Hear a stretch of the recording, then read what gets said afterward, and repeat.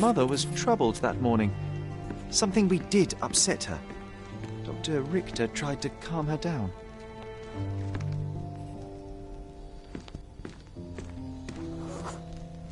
We had to put the tray with Mother's morning tea down, but why?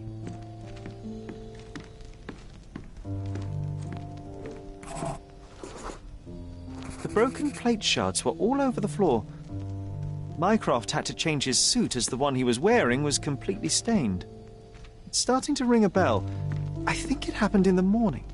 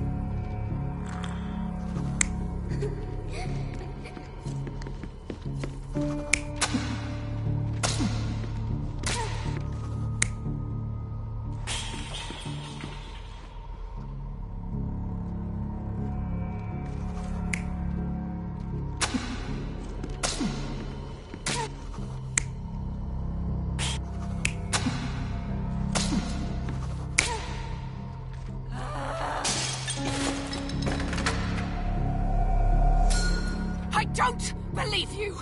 Liars! Get away from me! It's not true! It's not real! What? Oh. Everything will be okay, Sherry. I promise.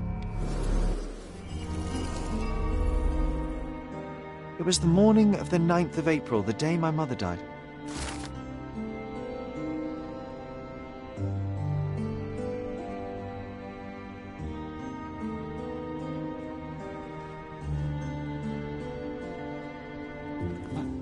My mother, she was not just ill, but mad. God have mercy. I'm sorry. That explains why you locked the memory away. There must be more, John. That was the morning of her death. I need to know what happened. Every time you... I just don't... Please, Sherry, leave it be. Just breathe, John. You know that I cannot leave the last stone unturned. We are so close.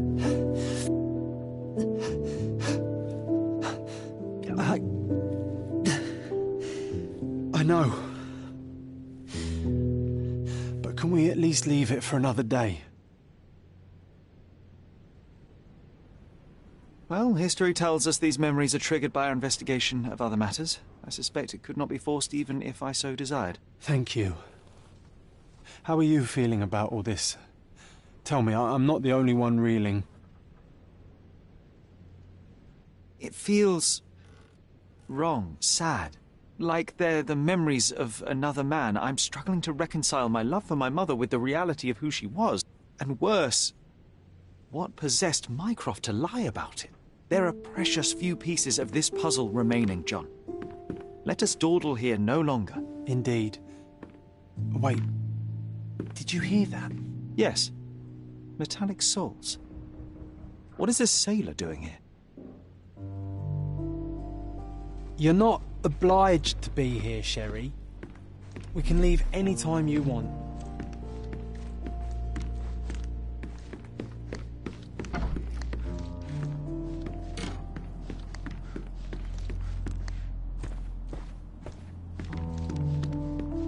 Sherlock Holmes, isn't it? I was looking for you.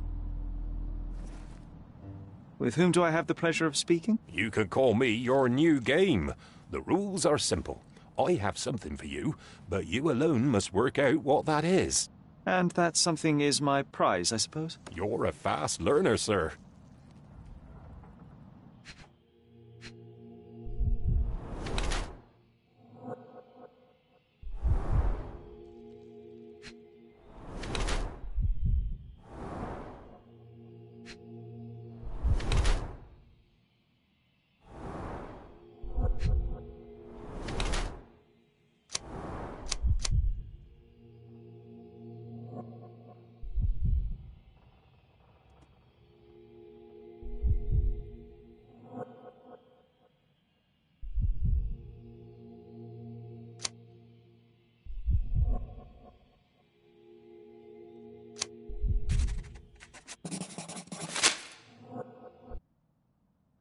cannot believe that Mr. Vogel has somehow successfully called my attention to his gallery.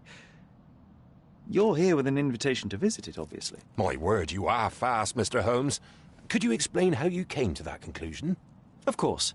Explanations are my favourite part of any conversation. Hands without any sign of regular physical activity, in contradiction to one who would most usually wear such a uniform. The paint in your hair is pink. I don't know of any military service that paints their ships pink, unless they have launched a new fashionable fleet. A sailor with the soul of an artist? I would suggest rather a gallery employee disguised as a sailor to mislead me. How many artists on the island know where I live and of my passion for deduction? Werner Vogel is clearly at the top of the list. And you've been attempting to conceal something square-shaped within your pocket. An invitation, I suppose. An invitation to Mr. Vogel's gallery. That was remarkable, Mr. Holmes. Mr. Vogel was right about your genius. I think he may have even underestimated you. This is your invitation. Please tell Mr. Vogel that the seed has been planted. He asked me to tell you to do so, if you win this little game. Farewell.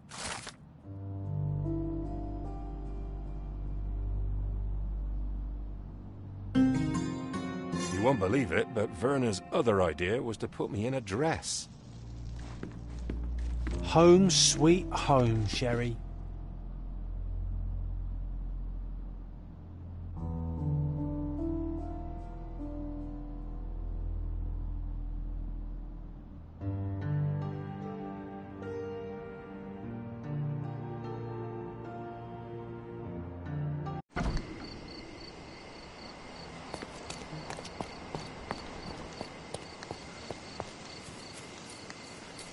I imagine Goliath was surprised to find out his lady was not real.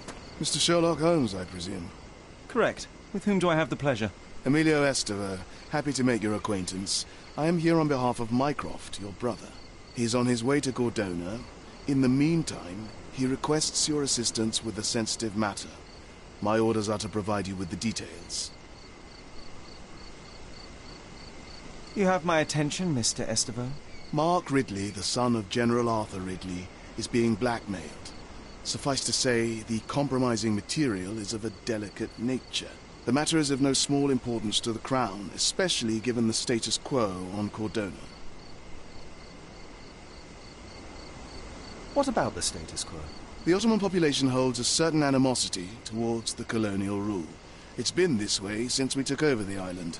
General Ridley made concessions with their leaders, but I'm afraid we are still teetering on the edge of open hostility. What does Mycroft want me to do? Retrieve the blackmail material? No, sir, nothing of the sort. Mark Ridley is meeting the blackmailer atop the old city bridge tower. You shall observe from a distance, then establish the blackmailer's identity. Do not attempt to arrest him. We'll handle it from there. Saving the best for yourself? Fine. There's a cafe just over the bridge that provides a good vantage point. Please report to me when you are done. I'll be waiting for you here, and remember, discretion is of the essence. Do exercise some restraint, Mr. Holmes. Find the whos and we'll handle the whys.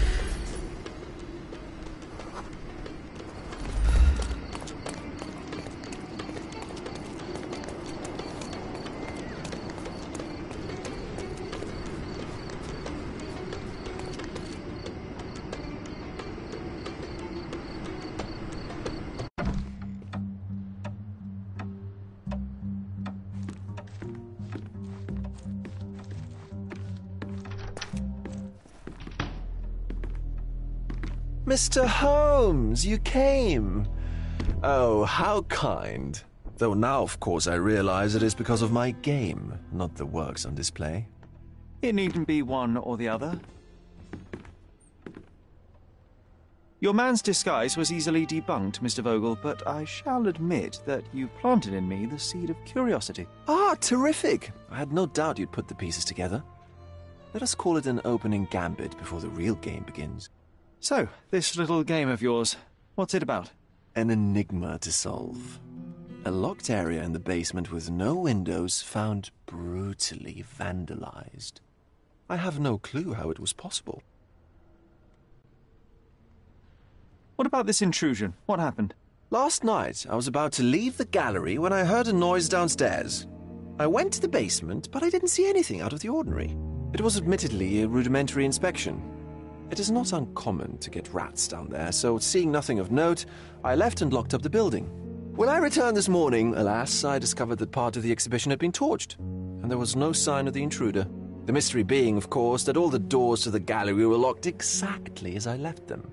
And the door to the basement is the only entrance? Correct. Tell me you're not intrigued. And this locked area downstairs, what exactly was it? The under gallery. It's always shut, and I'm the only one with the key. Ah, so this is your private collection, not part of the gallery. Oh, no. It's an exclusive exhibition of eccentric pieces. Only a select cadre of artists, investors, and collectors are admitted. Not everyone deserves to have their eyes opened. Well, this matter is certainly within my wheelhouse. This intrusion troubles me. Please take a look around if you're willing. The under gallery is through the door at the end. I will see what I see.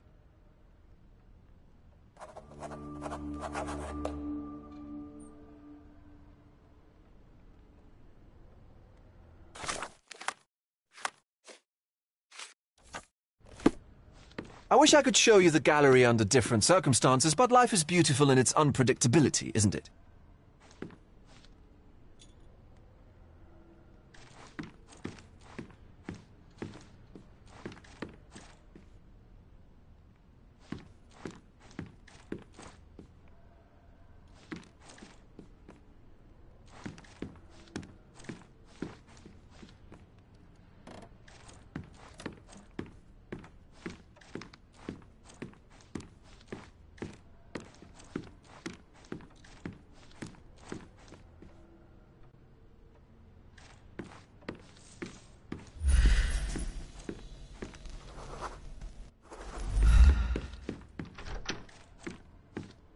You sure you don't like art, Sherry? You sure you don't like art, Sherry?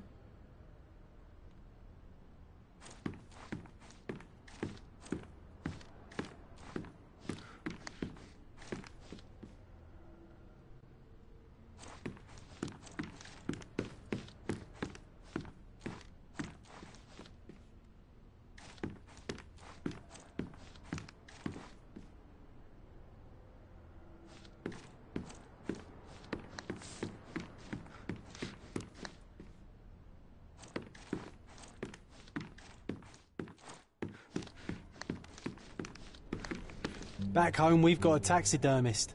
He's gonna have a heart attack when he sees what I bring him.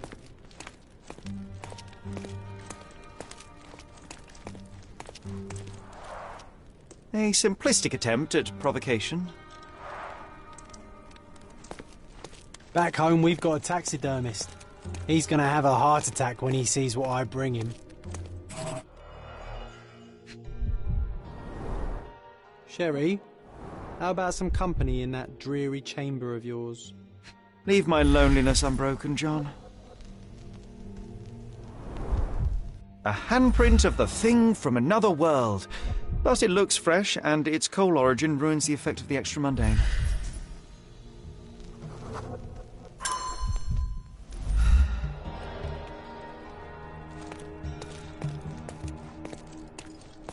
Sodden and mould-ridden. One presumes deliberately.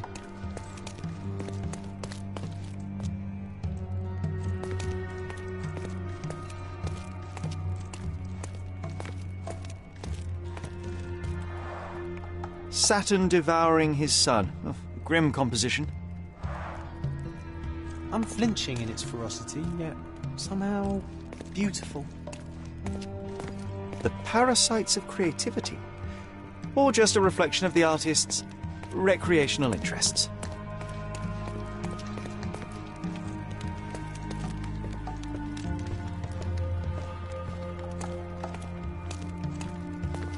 A true artist never shows an unfinished piece.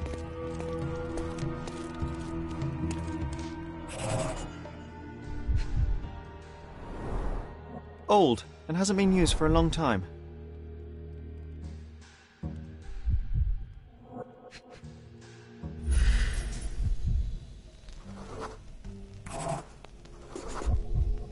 The left step's length is shorter than the right. It indicates that the walker was lame. Closed with a metal bolt.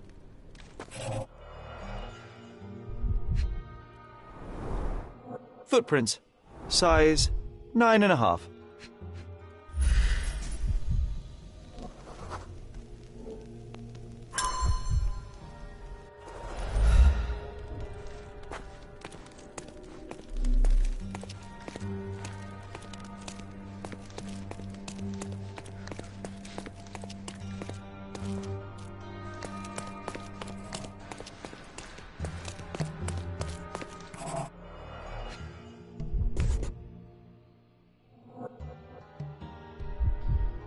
A Maupau butt. Coal fingerprints. I think we're looking for a man with a coal moustache.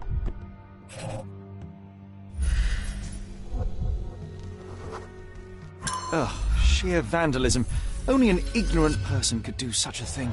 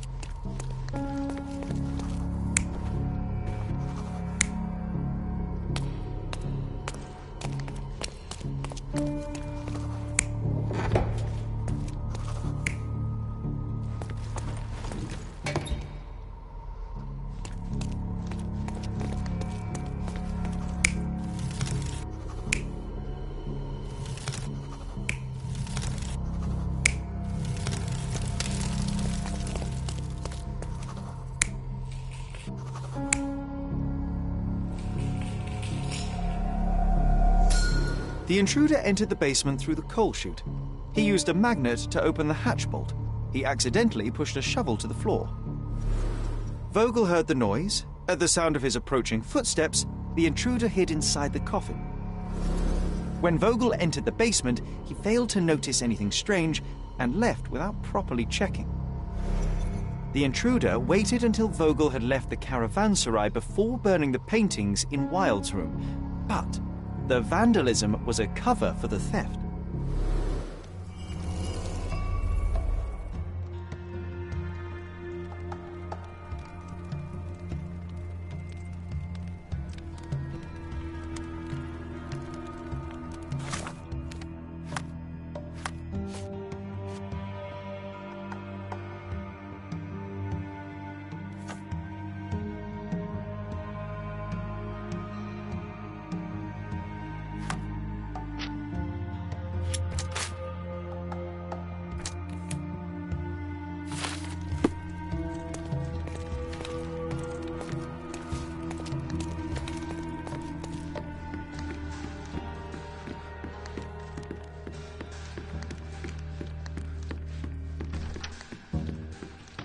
The pieces are not what I expected.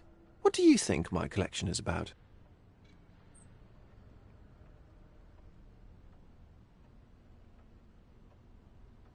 Dozens of priceless works amassed simply for the sake of it and presented without care.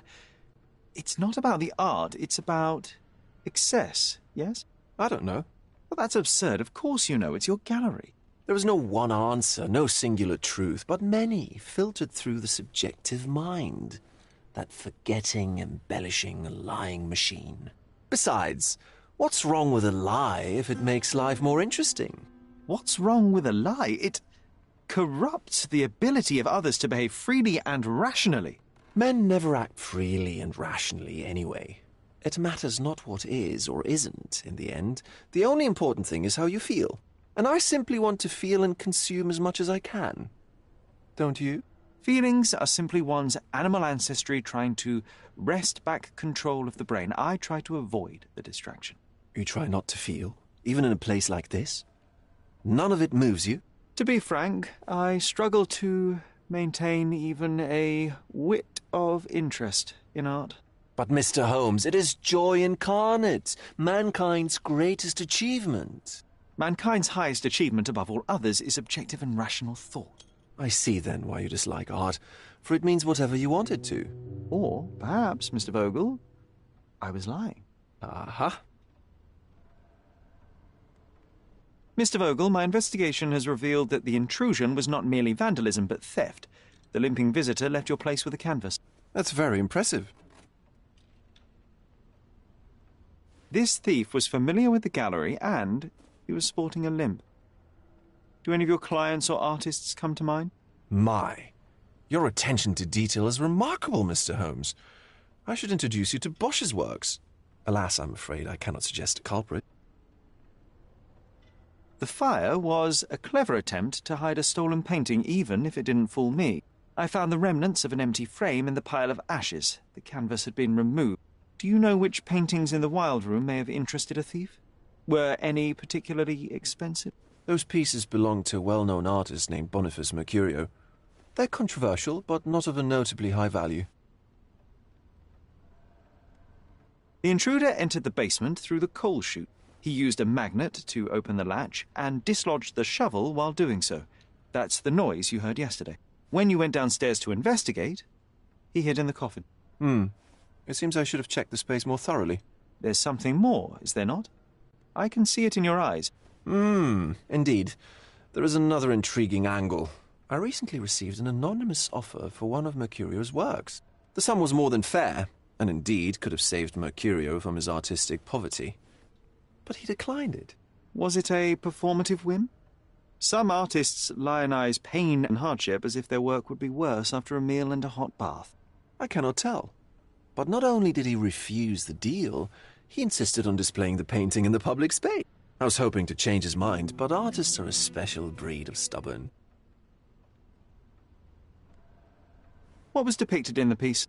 A bound woman, wrapped in robes, being penetrated by a red devil that stared at us, the viewer.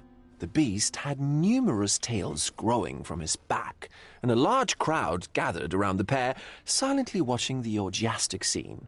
Okay, well, given the nature of the other works on display, it's hard to see why that one stood out. What could possibly be its value? The evaluation of art is very subjective, Mr. Holmes. After all, art is everything. A poem, a bruise, the beads of sweat on your beloved skin. Even a masterfully solved crime. I'm not sure I see the connection. Regardless, the painting was one of a series called The Sabbath Night in Cordona. The works depict sex, violence, and other controversial acts that life, for better or worse, contains. Ah, I see. I'm not sure that you do, but that can wait for another time. So where can I find Boniface Mercurio?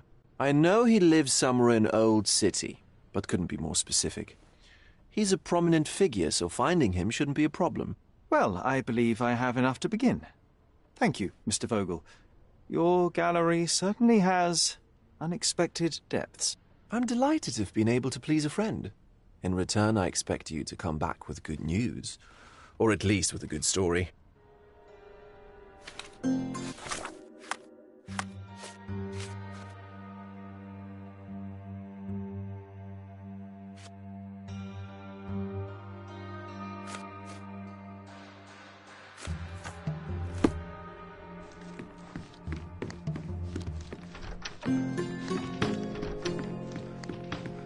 I think I'll leave the exhibition in its current state for a while.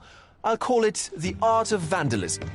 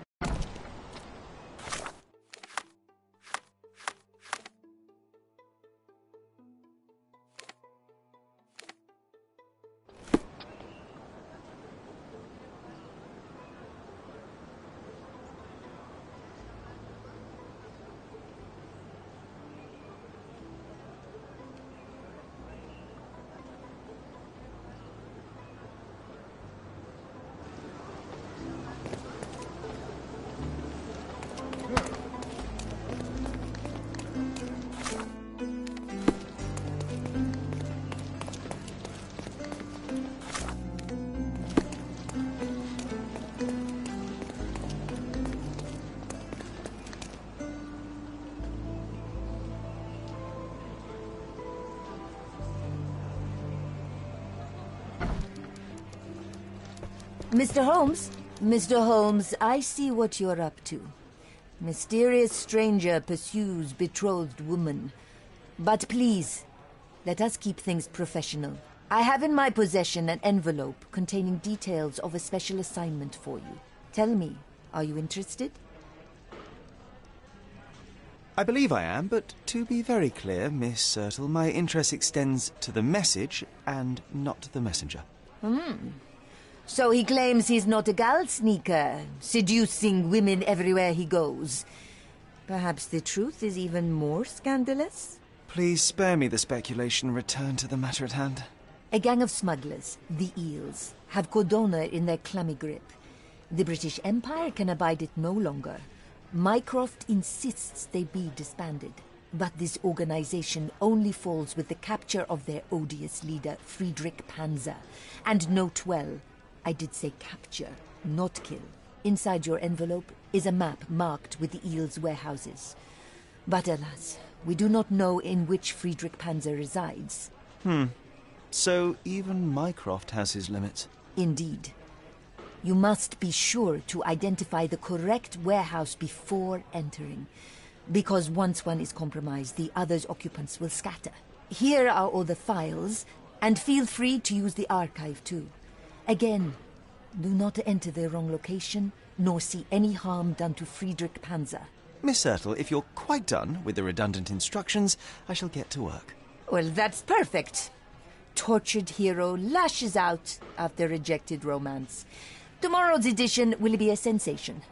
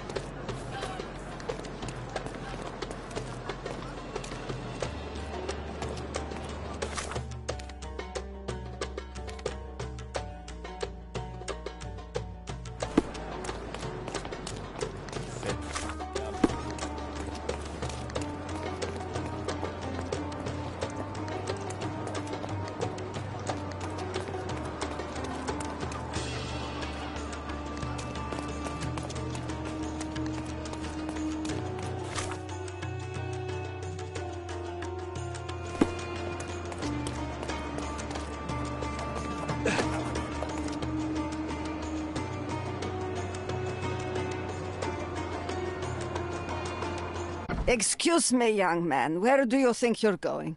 Greetings, Mum. I'm looking for the... I don't care who you're looking for. You shall not pass.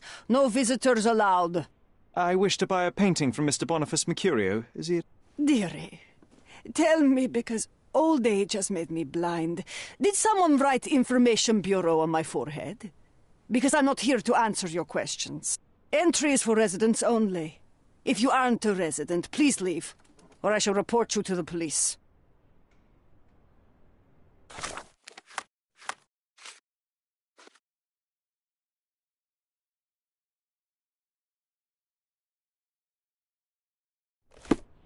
No visitors allowed.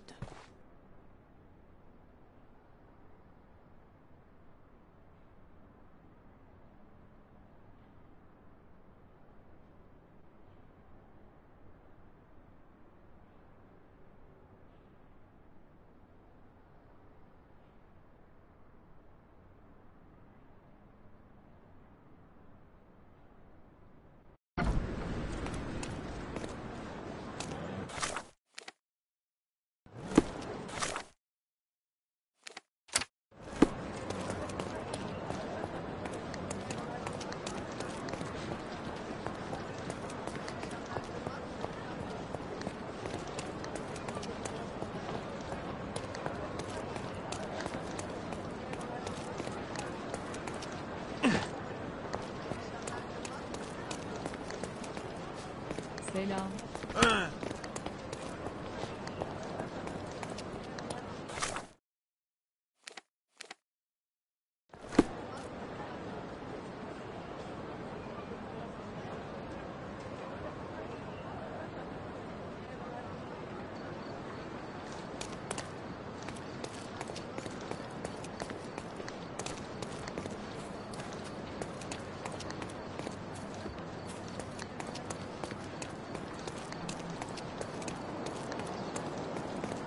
Don't pass by. Well, let's pick something that suits you.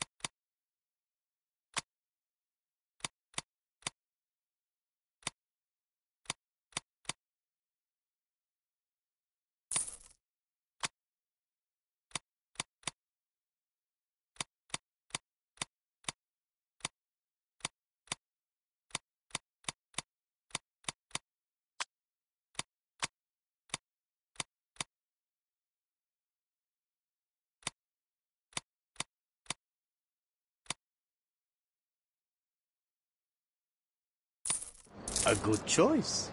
A good choice indeed.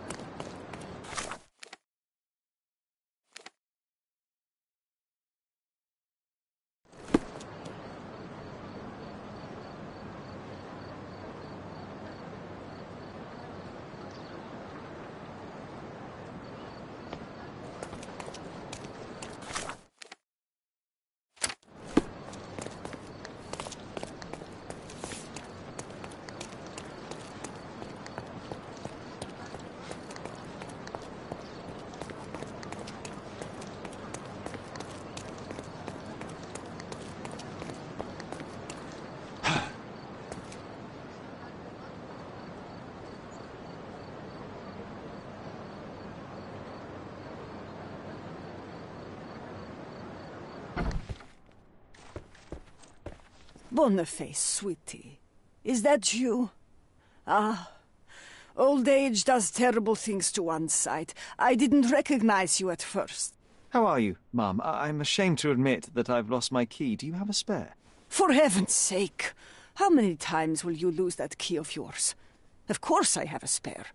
You artists all live in your own little world. Please, accept my thanks.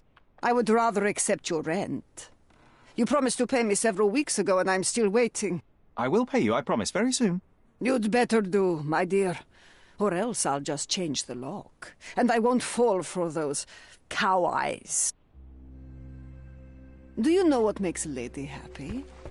Paid rent.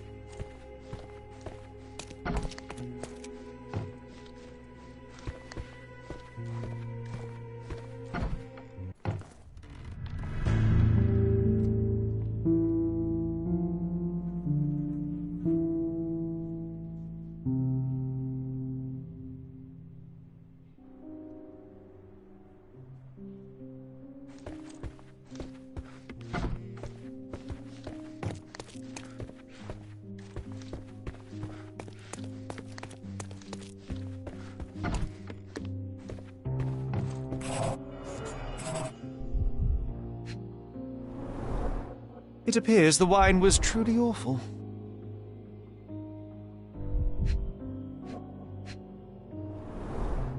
Despite the overall tendency towards mess, you cannot sit with the drawer pulled out like this. Someone left it after searching.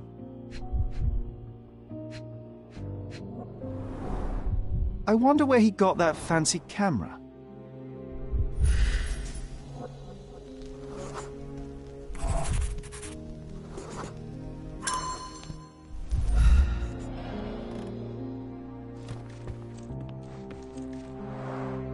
The blood has dried.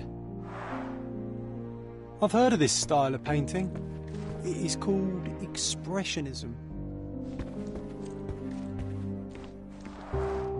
Aunt May whiskey, brandy bucks. Quite a collection he had here. The chest has been searched.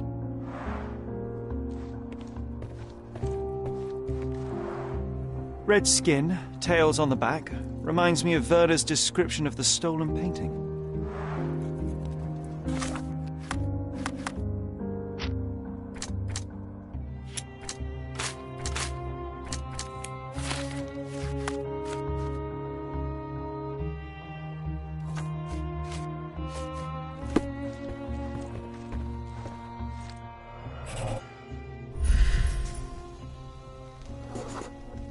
Judging by post-mortem rigidity, the body lay here for 1 or 2 days.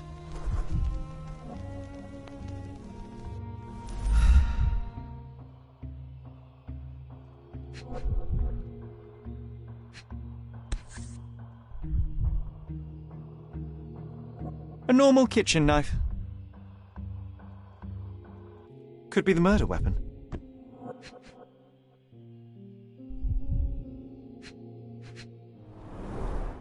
The wound is precise. It was inflicted by a razor or a knife. Soaked in blood. It seems as if the puddle of blood was here before the rags.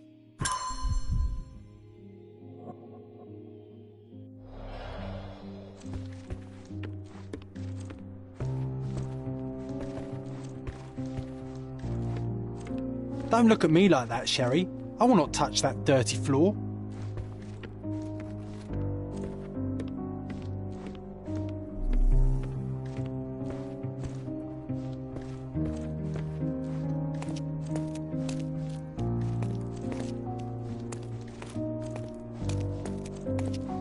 The photograph was not pulled out in time. Such a waste of material.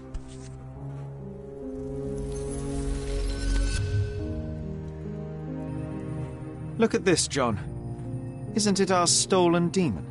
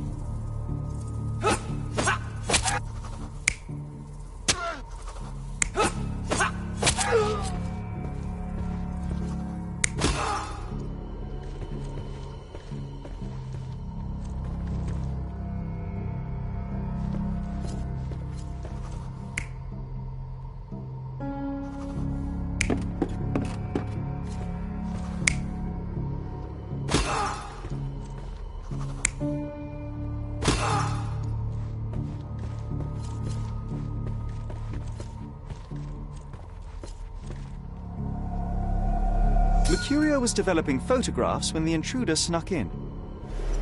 Mercurio heard him coming.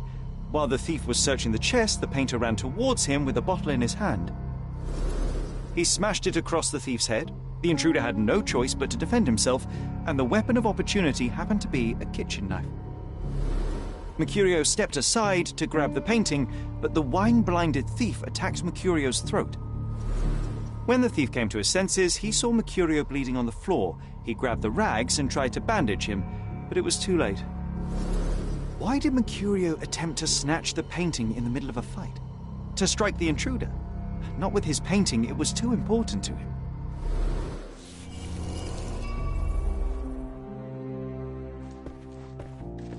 It's time for some chemical magic, John.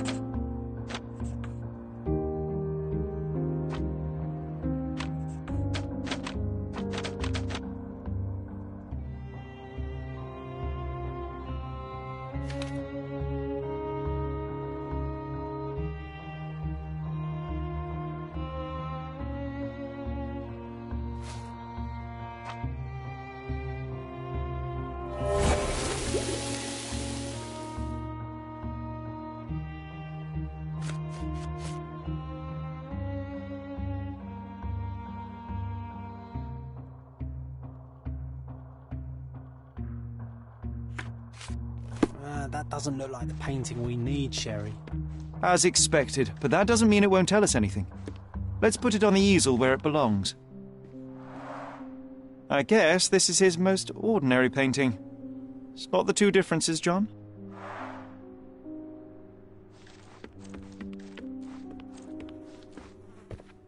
If the intruder didn't take it, the skull should be somewhere here.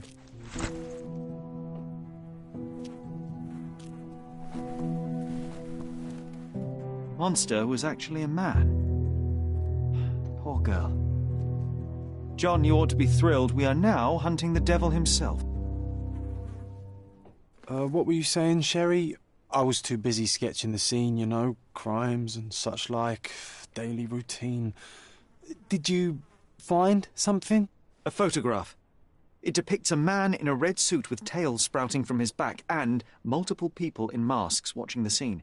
It all adds up. But the act of love, it wasn't given willingly, John. It was a violation. And the girl, she was with child. Give that to me now. Did you recognize someone? No. Although the victim is not from Cordona, she is African. Look at the ritual scars on her face. Get that image out of your brain. You have to continue the investigation. I must speak to the landlady. Perhaps she saw or heard something. Sherry, you cannot tell her the truth about Mercurio. It will hurt her. John, that's illogical. Sooner or later, she will come here and discover a corpse, and I still need to talk to her. Just avoid mentioning corpse, all right? Stick to the character, tell her to call the police. I'll take that into account. And wait here. I've redrawn the people in the photograph. Now you can proceed with your investigation without those horrific details. You always take me to the best of places, Sherry.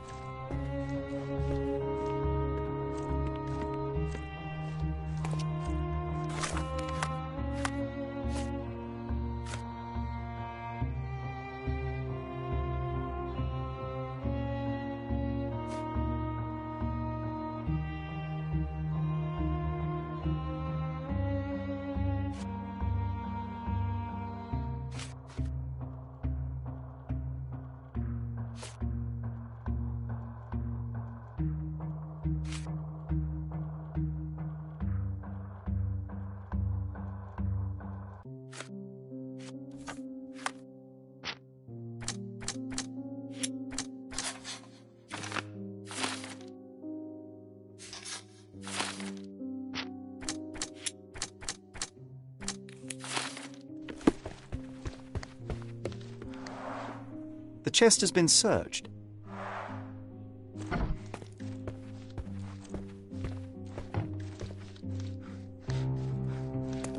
What's wrong, dear? You look like you've seen a ghost.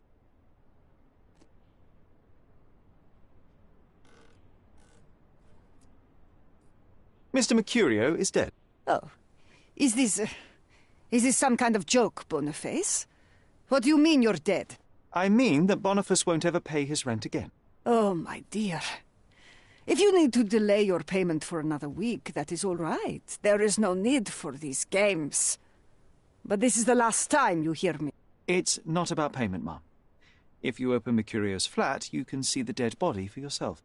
Dearie, you will not trick me into entering your flat again, do you hear? All right, Mom, you've caught me. But there is still something I'd like to discuss. Can you tell me if anyone else has recently entered the flat? Oh, you're talking about that limping man. I'm sorry I let him in. I was scared. And I thought maybe he would motivate you to find money so that you would pay your rent. No offense, dear. Can you describe him? Oh, so you weren't at home. I was so certain you didn't leave your flat that day. He was of average height, had a limp and a tattoo on his neck, and he was smoking Malpal cigarettes. My husband used to smoke those. They have a horrible smell I can recognize from a mile away.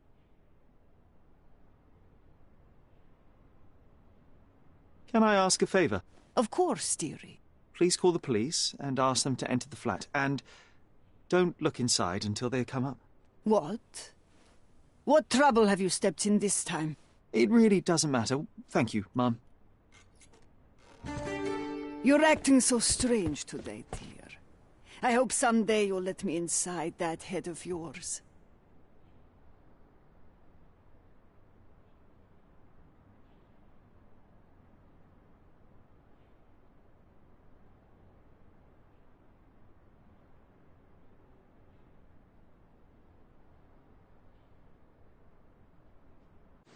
Phew, Sherry, that was close. But you did...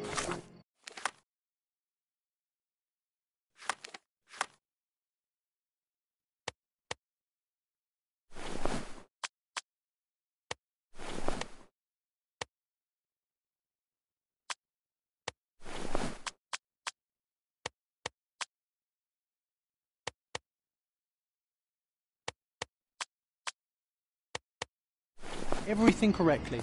Now, take off your outfit. I can't let you walk around in a dead man's clothes.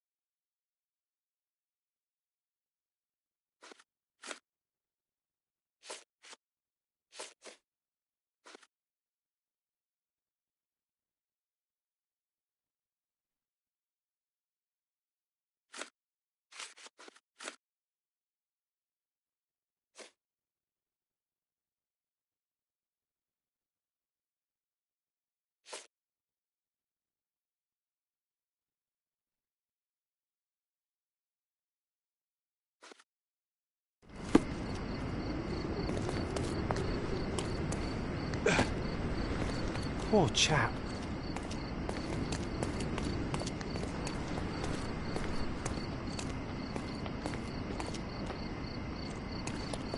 Seni görmek güzel. Excuse me, just one question. His Majesty came out of his palace. I know nothing.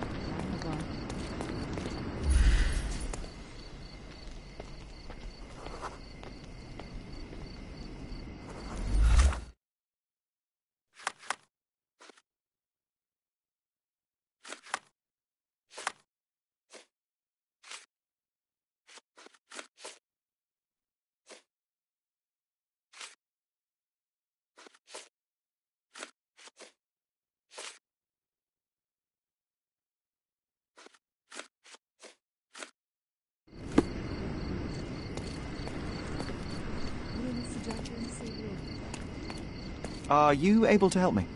I cannot help. But I can sell your fancy suit.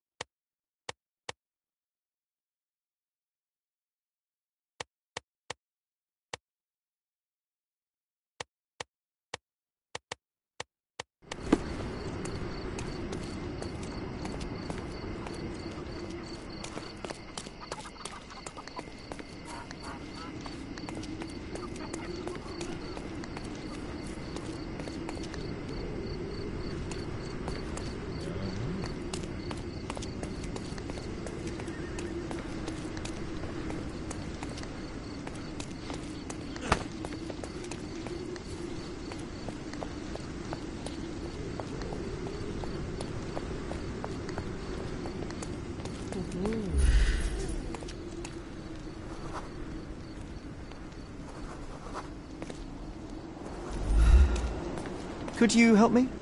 I would help you if I knew, sir.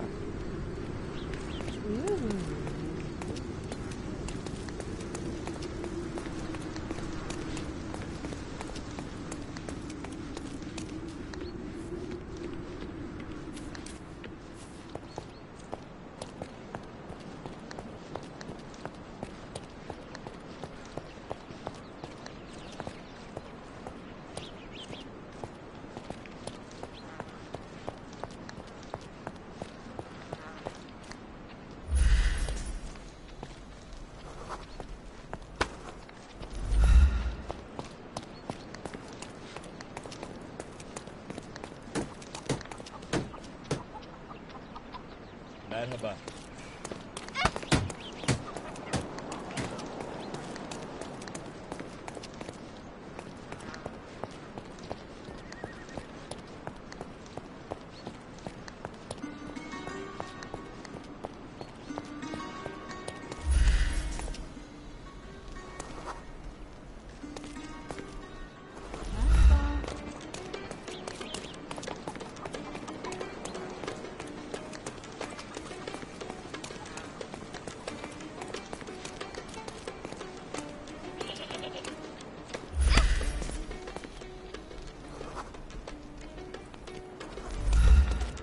Can I ask you a question?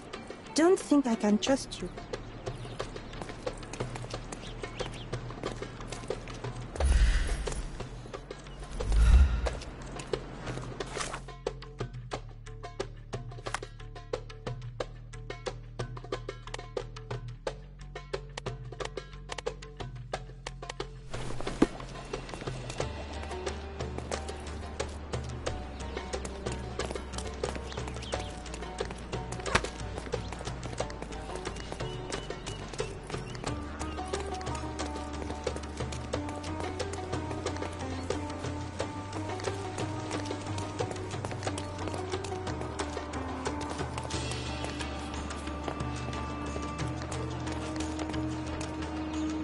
Do you know anything about this?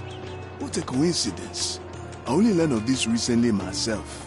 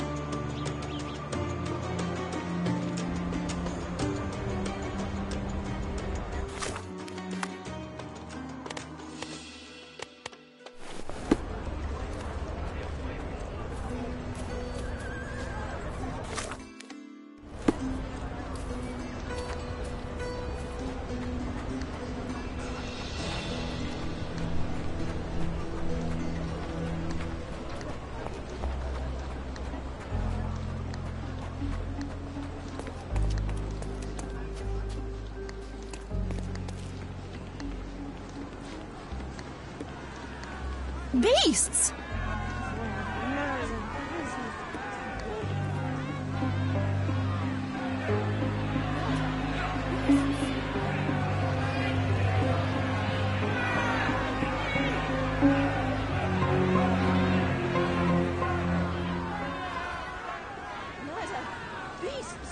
Murderers! They're completely livid. First they come to our land, then they murder our people. Sir, this place is off limits to the public. Please state your business or leave, or I shall request that the police escort you out. My name is Sherlock Holmes. I'm from City Hall. They sent me to oversee the situation. No, you're not. I'm the supervisor of the camp, and I'm the one who's handling the current situation on behalf of City Hall. Ronald Harlow at your service. Now, sir, tell me who you really are, or you'll have to explain yourself to the police. I have full authority to request they detain you. Very well, Mr. Harlow. I am a private investigator. I'm looking for a witness on my case. Sherlock Holmes is my real name, though. A private investigator? Really? Even so, you're not authorized.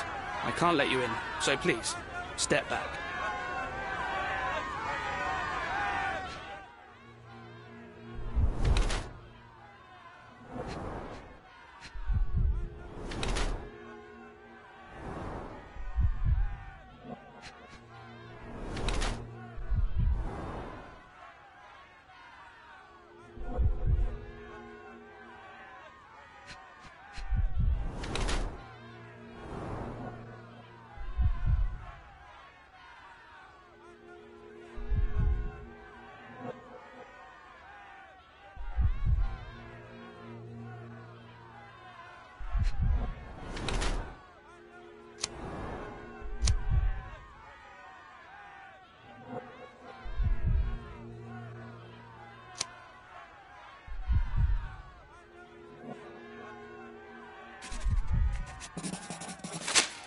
What about the murder that this crowd keeps shouting about? It's mere assumption. I assure you that the situation is under the police's control. I know you want to deal with this in the right way. You are obviously a professional and a responsible person, but you clearly have never handled a situation like this before. I am handling it, Mr. Holmes. Don't question my capability here. And tell me how you do it. You can't even calm this gathered crowd, and as for the police, they're not quite managing it either, are they? You consider yourself a problem solver, but until today, you've been solving problems sitting at your desk in a dark corner of a city hall room. Here, you need a more practical approach. What are you driving at, Mr. Holmes? I can help you to handle the situation if you're truly interested in solving things quickly and quietly. And how exactly would you manage that? Simply tell the police that the time was City Hall, and I'm permitted to investigate the scene. I'll work out the rest, but in return, I need your help finding my witness. She's a young refugee. She's with child, or was with child recently. Look, there is indeed a dead body inside the camp. So even if the girl you are looking for is there, all the refugees are now being detained and interrogated by the police. They won't allow you to speak with her, and I can't do anything about that until the situation settles down. So it's in our mutual interest to settle. Oh. I suppose that things are bad enough that I ought not shy away from help. All right, Mr. Holmes. I'll tell the police to allow you to come inside. Just tell me when you're ready. Mr. Harlow, how did the refugees end up here exactly? Oh, so you're not from around here yourself? I've been away for some time, but I read the papers. Yes, this whole story has been in the papers for almost a year now. They were smuggled to Cordona on a ship from Africa. Smuggled? Then why didn't you deport them? The smugglers managed to sneak them to shore and hide them inside an abandoned warehouse. When the police raided the warehouse and found the refugees there, the ship was already gone. We aren't even certain as to which ship it was. We have busy shipping routes with other colonies these days, you see. So you decided to lock them up under a bridge? There was no other option. We're still trying to work out what to do with them. I only hope we'll find a humane solution and not put them on a raft and float them out to sea. Mr. Harlow, what exactly do you do here? What are your responsibilities? What I do and what I am responsible for are two different realities, Mr. Holmes. On paper, I am in charge of the camp territory, security, provision, and the refugees in general. What I actually do most of the time is knock on every City Hall door trying to obtain some funding, or at least rations for the camp. Are the police here on City Hall's behalf too? They are, minus those who came here after the body was found. The governor won't let the refugees disperse into the islands, so there's a significant police presence guarding the camp. Naturally, they answer directly to the police. I have some influence here, but I'm not their direct authority. I'm ready to take a look at the scene. All right. Go inside the camp and find Inspector Tewkesbury. He's the officer investigating the scene. Tell him I sent you. Say you're an independent expert from City Hall. He'll fill in the details for you. I'll find my way with words. Thank you, Mr. Harlow. Murder! Beasts! I hope I'm not making a grave mistake in trusting you, Mr. Holmes. So they keep these refugees under a bridge like proverbial trolls. No wonder the people outside are so disturbed.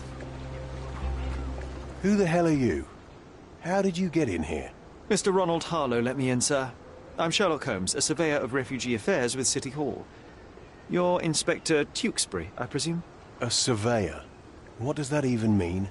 In short, I've been sent to conduct an extensive report on the incident for the Colonial Office, and to assess all the damage inflicted on state property. Got it. Another paperworm sent to count money and get food for archive mold.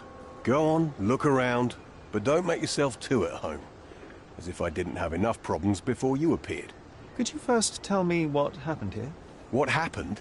People from the bridge above the camp heard a woman screaming and saw a mass of refugees attacking a man.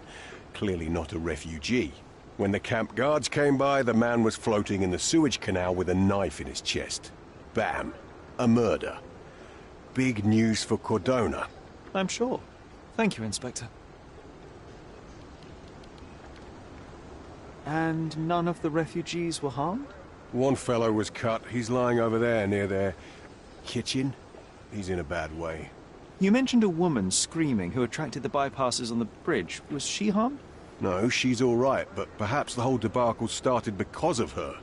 She started wailing and the refugees stood up for the girl. And where is this young woman now? Back there in the shacks, same as the rest of the refugees. She's been questioned by my men, but she's just some refugee girl. Can't understand much English.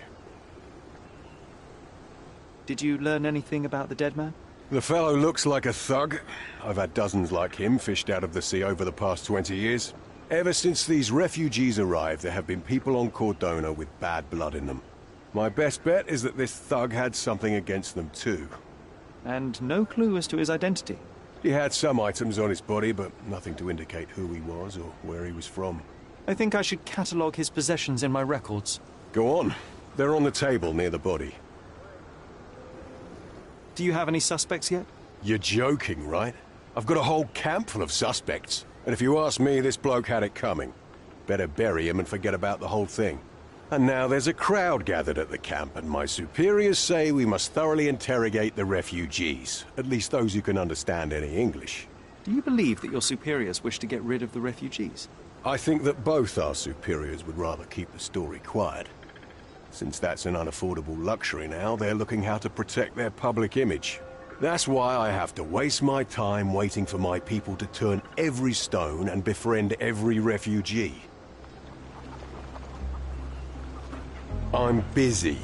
Don't you have papers to Here we fill? go again. Number of hours on Cordona before stumbling upon another dead body. 0.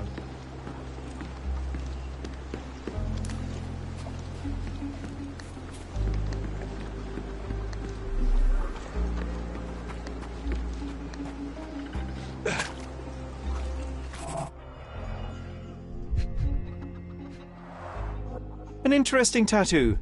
Does it mean something?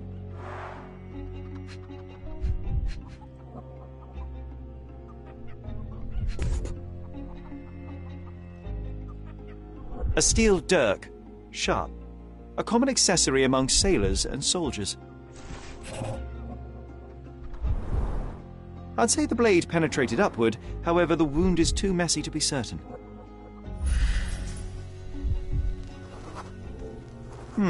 Coal dust under the nails. I don't see much coal around here.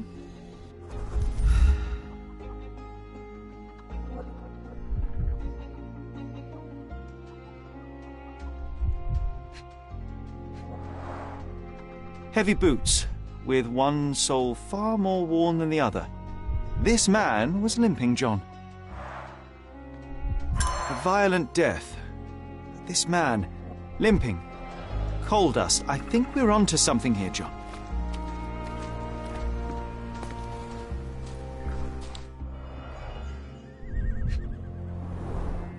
A simple leather sheath.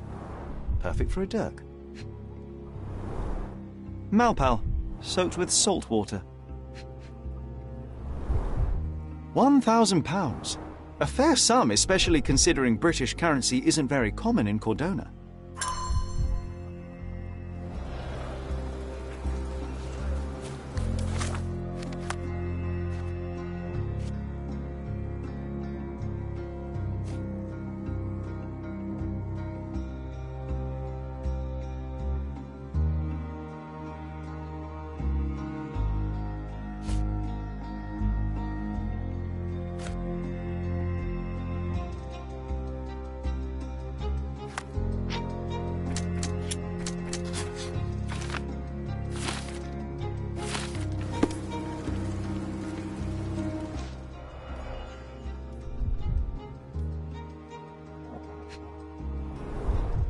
Someone bled profusely here.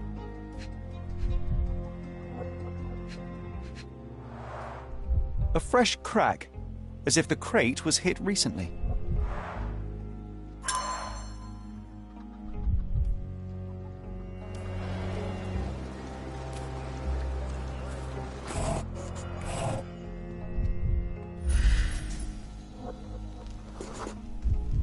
A furrow in the ground.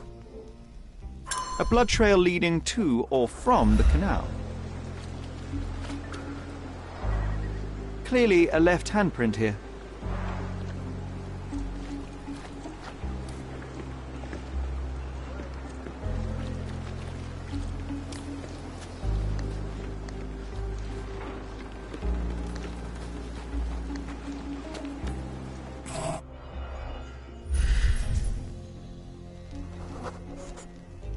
A man's footprint. A heavy boot with a worn-out sole.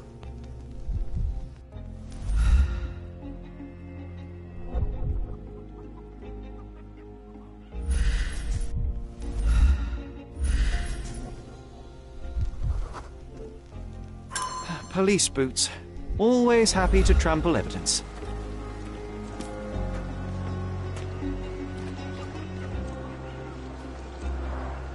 Oh, carnelian agate beads, a traditional African adornment.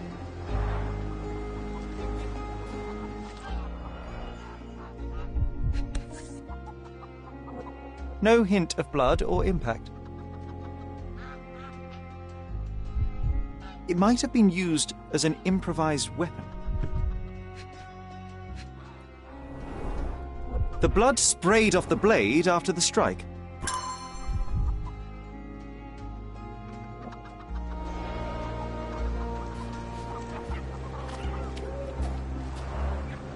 Someone was dragged against their will. The refugees have been detained and will not leave until all the circumstances are clarified. Back off. No one deserves to end up in a place like this.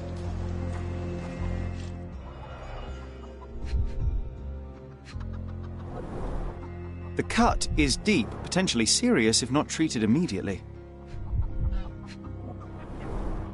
He is in shock, feverish and dehydrated. Sherry, you know first aid. Surely you have a duty to help this man. You can't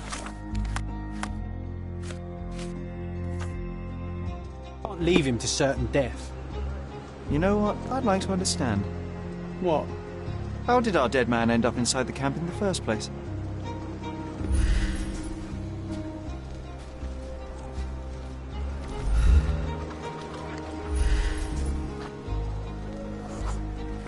That will kill, not save him.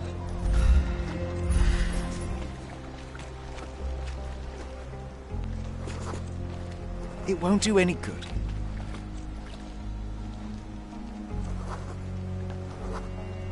Just washed. Better than nothing to bandage the wound.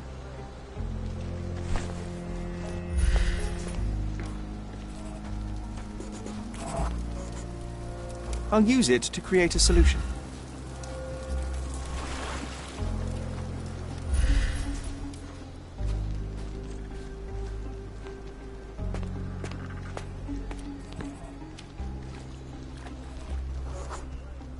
I can use this to stop the infection from spreading.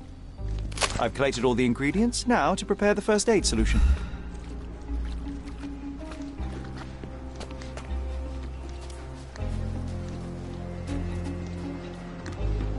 I think we can find all we need here in the camp. Let's have a good look around.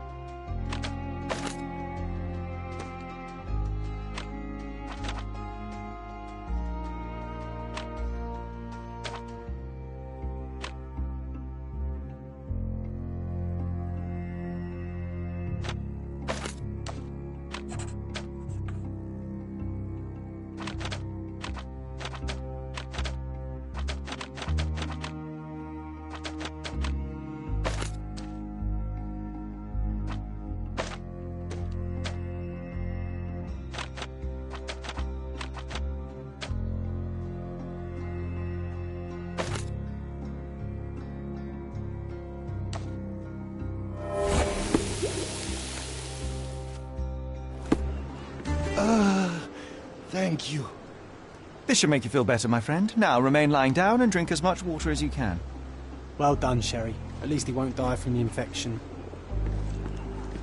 Could you help me? A solid question, sir, but I don't have the answer.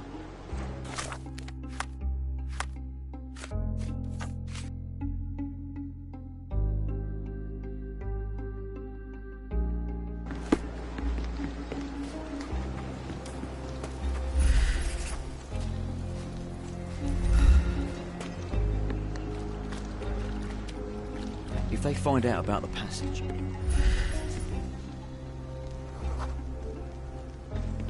Sealed shut.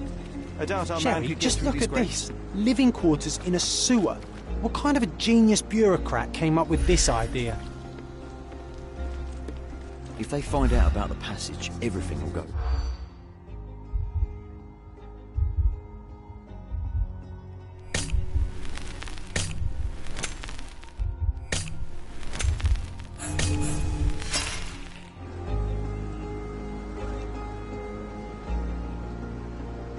If they find out about the passage...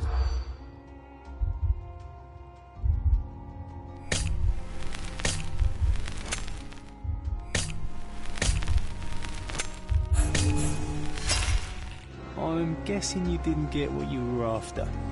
It happens. I always wanted a If they pet find cat. out about the passage, everything...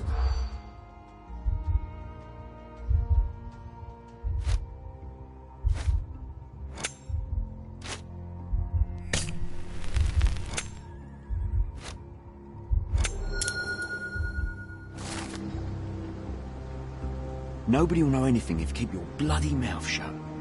The coppers smell fishy here, Sherry. Perhaps we should sniff around in the camp a little more thoroughly.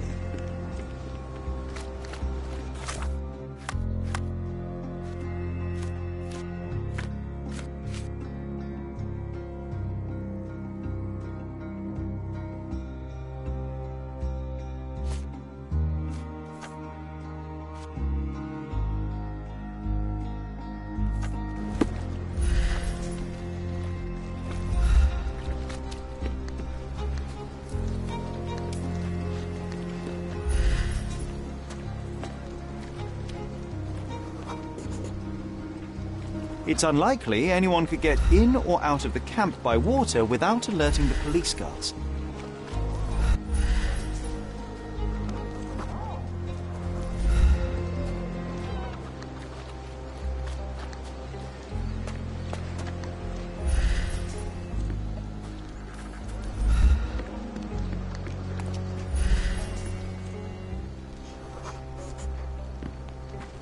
No, it's too short for these walls or cliffs.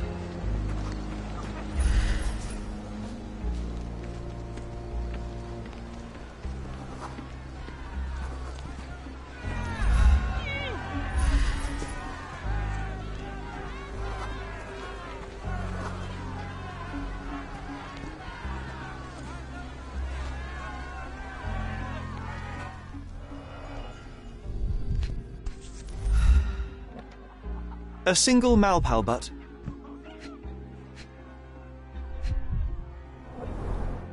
Roadman cigarettes. A brand highly regarded by law enforcement officers. So there wasn't any sophisticated infiltration plan. The good old police just let the man into the camp. Now we have everything we need to get the full picture of what happened at the camp.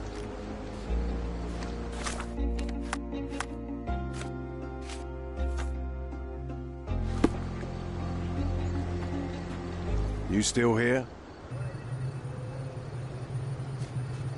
Go and bother someone else with this, son.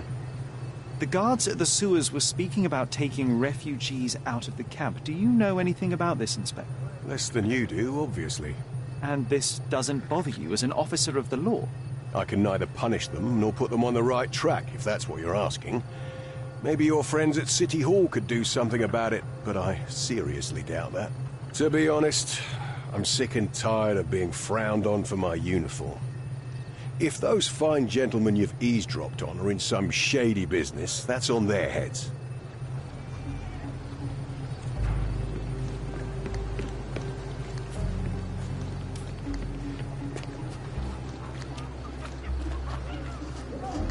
Back off.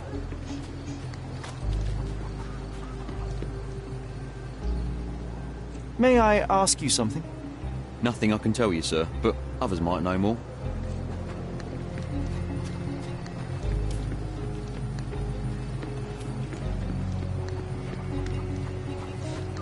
I'm busy. Don't you have papers to fill? I hope I'm not making a grave mistake in trusting you, Mr. Holmes.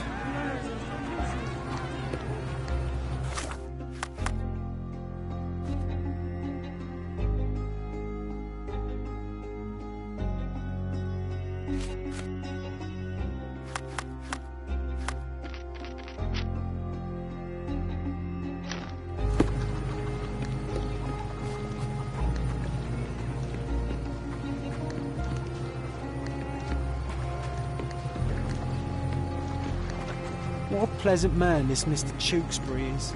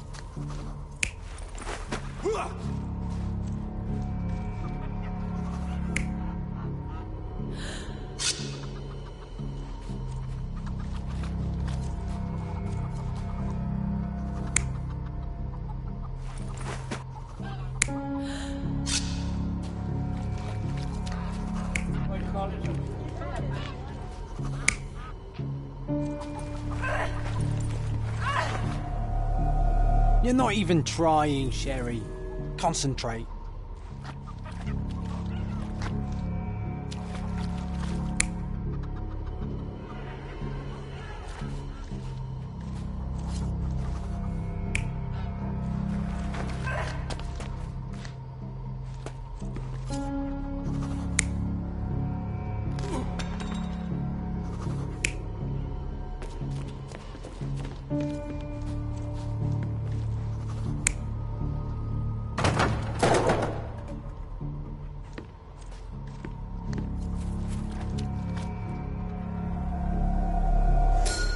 So, we have a thug who came to take a refugee woman with him. She resisted, but he dragged her by force.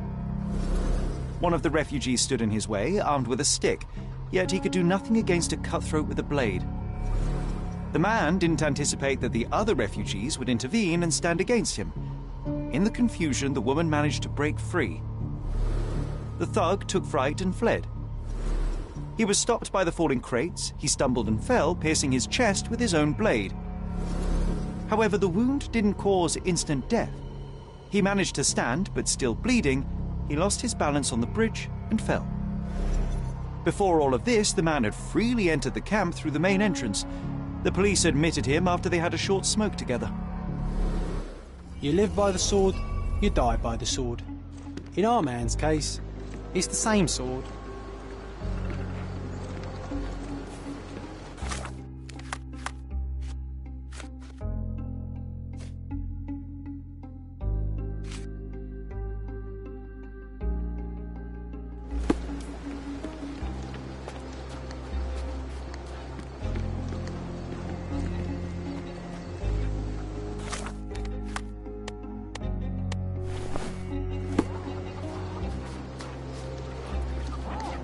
Back off. Back off.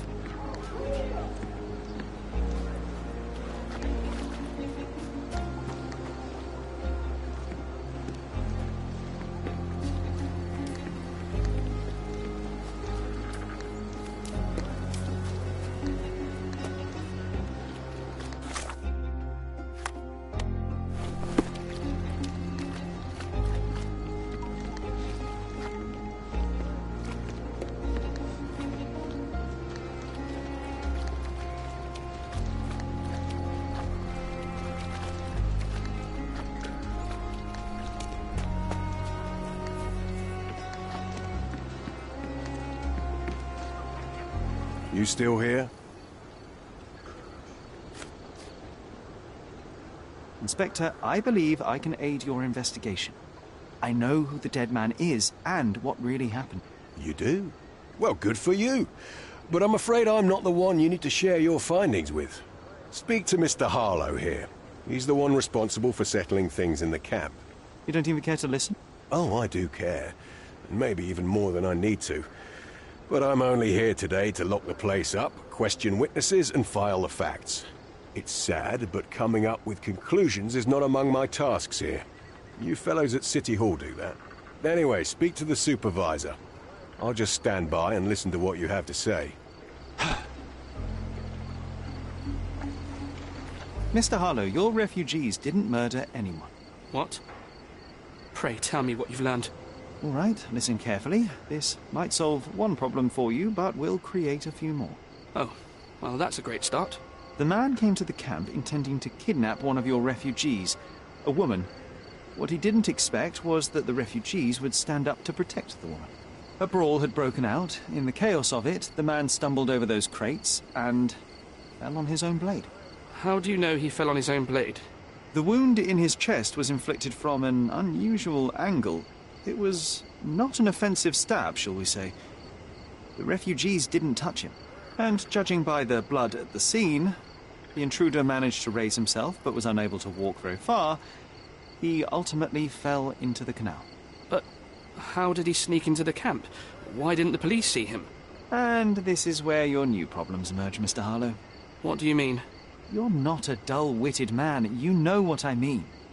There is no feasible way to get into the camp without the police guards knowing of it. The pile of mess I had to sort out has just become bigger, but somehow that doesn't surprise me. Anyway, I thank you for your help, Mr. Holmes. I'll take it from here. Meanwhile, I'll make sure the police aren't detaining the refugees any longer. You can go back in and look for your witness. You think one small clock could make any difference in this place? Who knows, John? Just one ill-fitting cog could make the whole machine crumble. I owe you a lot, Mr. Holmes. You're disturbing a hornet's nest here, son. Excuse me, just one question. They often take us from the camp to work. Most don't mind, though. It's the only way to get a glimpse of freedom.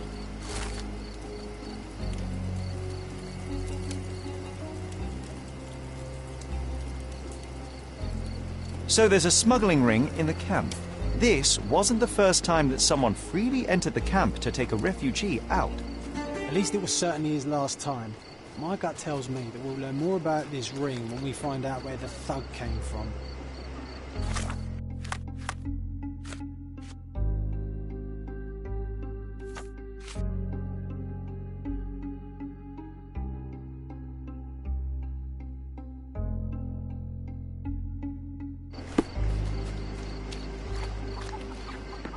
You're the one who tended to our man's wounds.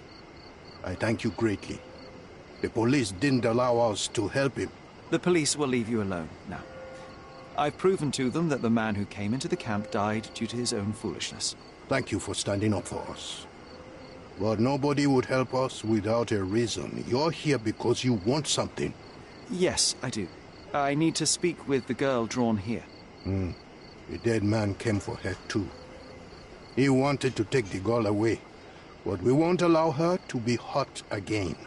What do you want from Nayla? Nayla. She was hurt some time ago. I'm here to find the people who did this and bring them to justice. And to find them, I need Nayla's help. Will you let me speak to her? Justice. There's no justice on this land. But you helped us, so maybe your words are not empty. You can speak to Nayla, if she wants it. But I will be watching you. Hello, Nayla?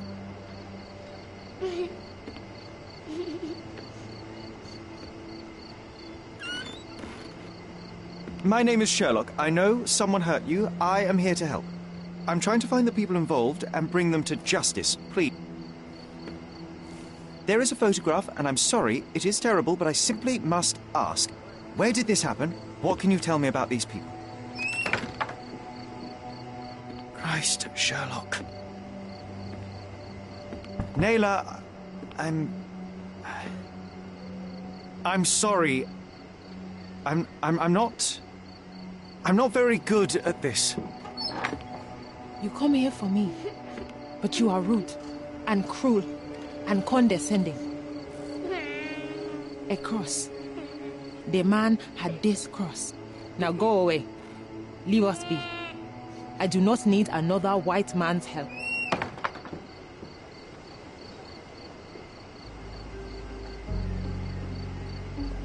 Oh, glad that wasn't me. Not my best work, John, by a long shot. Naylor doesn't want us meddling. I'm starting to wonder what this all achieves. But she helped you anyway. Now we know that maniac's face and the cross he wore, we can still catch him. Terrible events are behind that canvas, Sherry.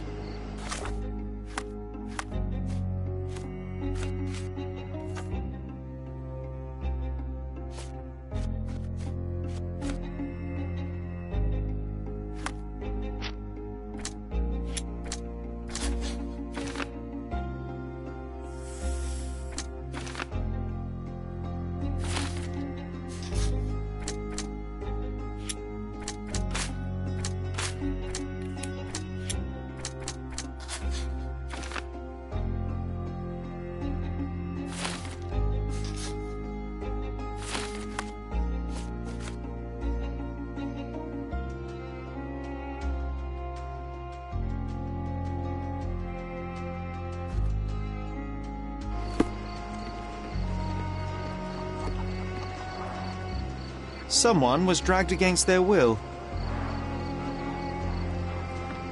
At least some of your kind have a heart. Thank you again.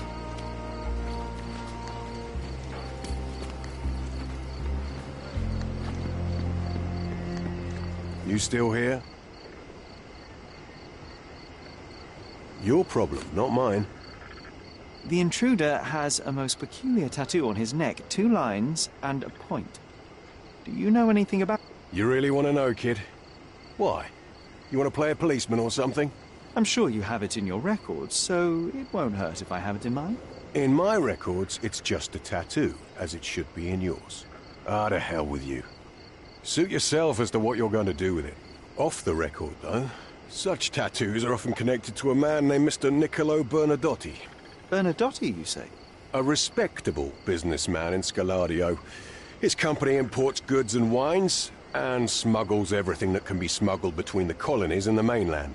His people can be identified by an obscure tattoo, just like the one over there our friend has. But these are all merely rumors, you see. If Mr. Bernadotti was a criminal, he'd be in prison now. Or hanged, right?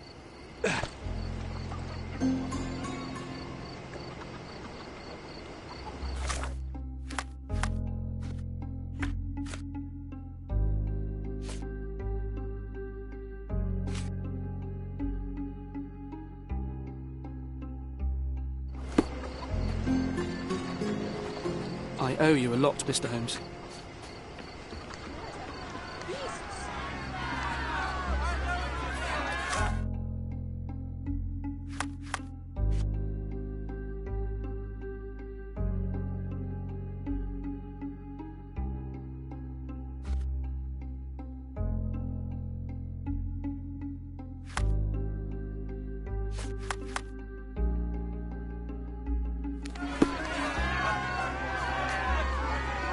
Is this... I just... need to collect my thoughts, Sherry.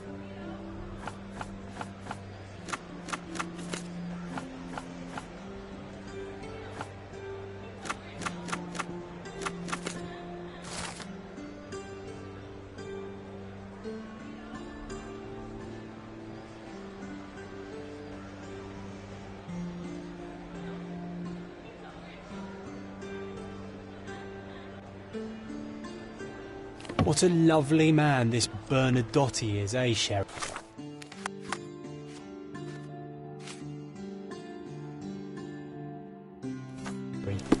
Can't wait until we get to meet him.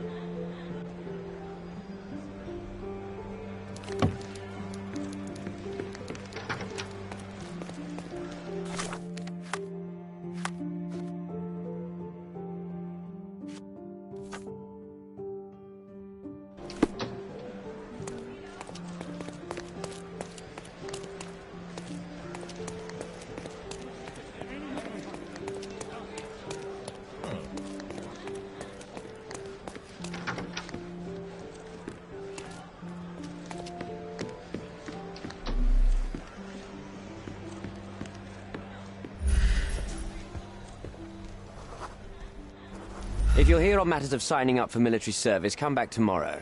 Our department needs to straighten out some business.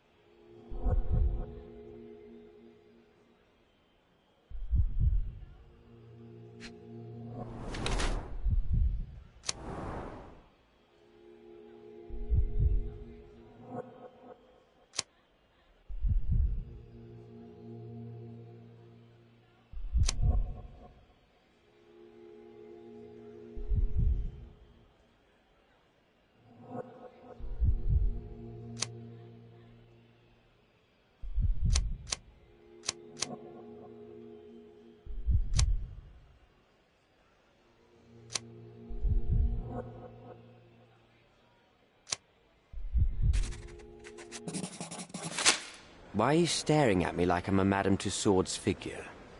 Didn't you hear what I just said? On my way here, I was wondering whether you might regret what you did. I tried my best to retain at least a shred of faith in humanity.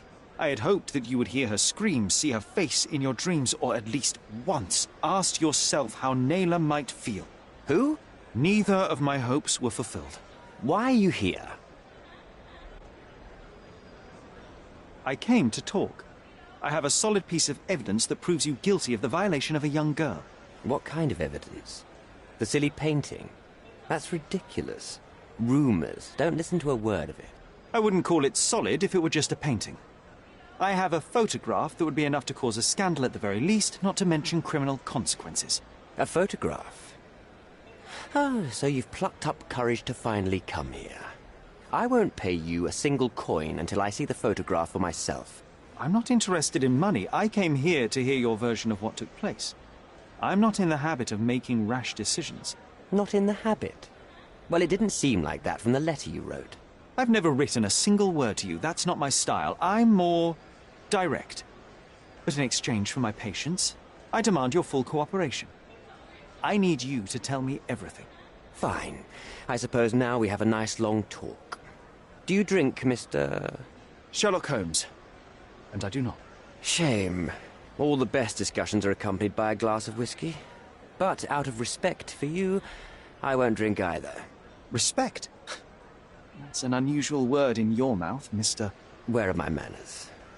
My name is Thomas Norton, a British envoy in Cordona on a military mission. So, where do we start?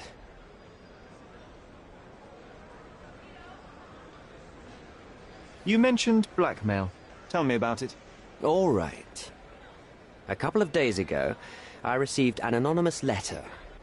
It said that in the art gallery at Caravansary there exists a painting that incriminates me. The blackmailer made it clear that if there is a painting, then a photograph exists too. And I should be wary of what it might do to my reputation. What does the blackmailer want from you?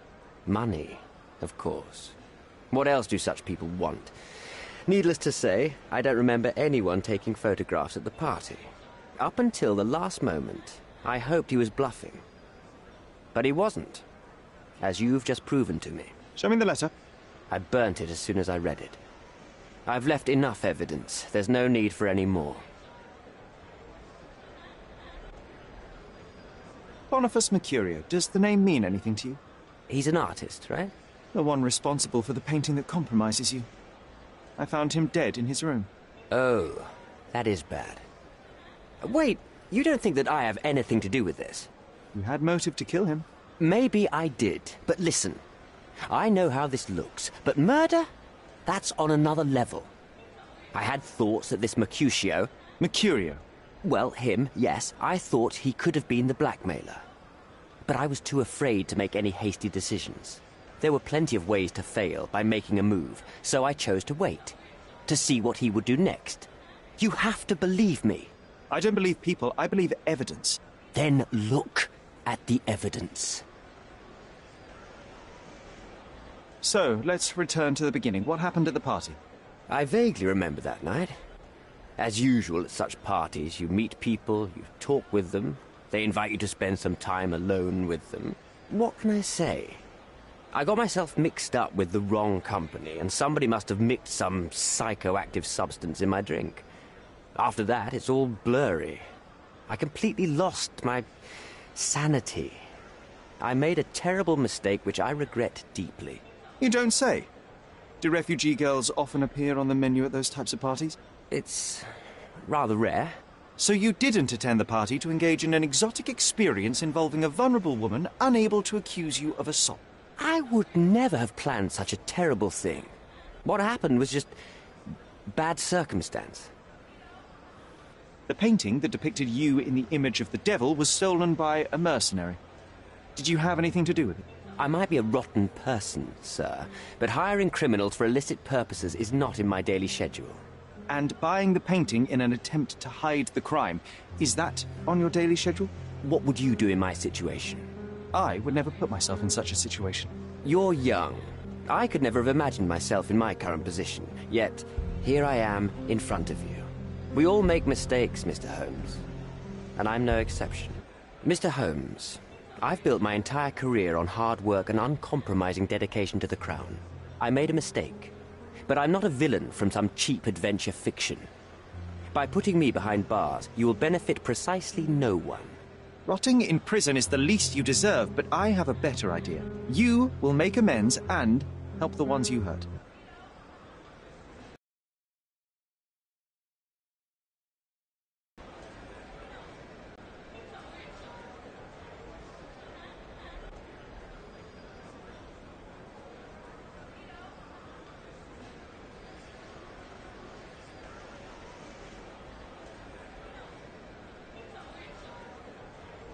Naylor deserves the very utmost of what you can do. Help the girl? I can't risk the press paying extra attention to her. I will do anything except that. That's not all. Use your connections to help patriate the refugees, find them decent homes, give them jobs. There must be a meaning to your position and my decision. Yes, all right, I can do that. So, will you give me the photograph now? I need to think this all through. Don't do anything foolish in the meantime. What makes you think you can decide what's best for these people? Such is the arrogance of British imperialism. I take your point. Come on, it's not like we've got anything better to do.